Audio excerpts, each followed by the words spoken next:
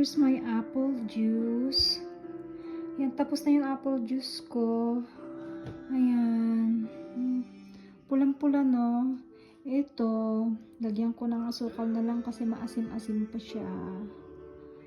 Pero ito talaga pure na apple. So siguro maasim siya sobrang. Lagyan pa ng ano yan, tubig siguro. Kasi talagang pure na apple yan. Ayan, dami niyang nagawa. Dami kong nagawa. Marami pa doon. So, ayan. Kakainin ko to bago ako papasok sa work.